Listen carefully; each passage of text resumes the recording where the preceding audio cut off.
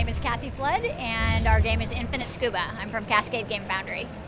So talk a little about this game from a realistic standpoint and how you guys have applied that to the video game space. So we're a team that came out of the old Microsoft Aces studio. So we worked on flight sim, train sim, racing games, sports games, all reality-based games. And we wanted to take that sort of expertise into the scuba diving world to do something that is educational, non-violent, and just a different pace. Diving is a very chill sport, so you're actually rewarded for going slowly. And the reality comes into play by making the space as real as you possibly can and making the wildlife behave as accurately as they do in the real world.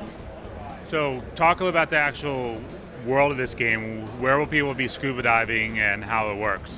So the first dive site is in the Federated States of Micronesia. It's called Chuk. It used to be called Truck Lagoon. It was the site of a big World War II battle in 1944. And over 60 ships went down over 2 days. And it was a pretty empty bay before that. And now all of these ships have become mini reefs on their own. Over 70 years, the coral has grown up there. So that's the location for the first shipwreck. So as you find artifacts around the ship, and they're real things that were either on that ship or things that Japanese sailors would have had on them in 1944, you unlock pages of history that tell you about that ship and the battle in which it was sunk and the surrounding area. Some of the environmental concerns, because these ships, after having been down for 70 years, are starting to degrade and leak some pretty yucky stuff.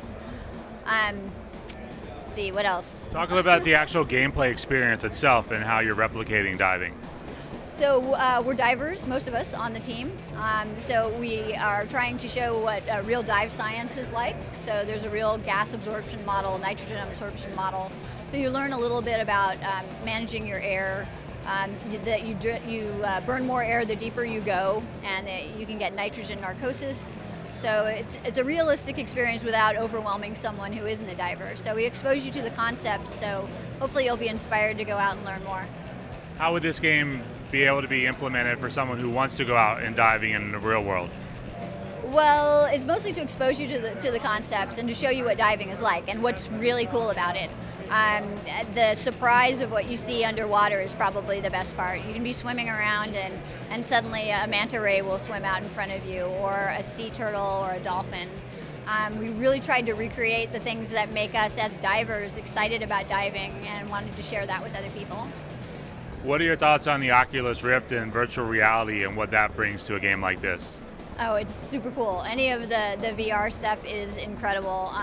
A lot of people have a bit of a fear, or they don't necessarily want to get in the water, but they want to experience what it's like to have that sort of adventure and do the old Jacques Cousteau stuff.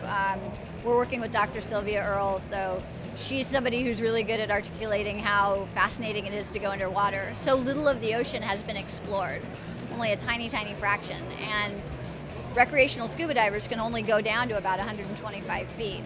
And there are mountain ranges that are far bigger than any of the mountain ranges that are on land that we don't really know anything about. So every time scientists go down, they don't just find new critters, they find entirely new species, things that have never been seen before.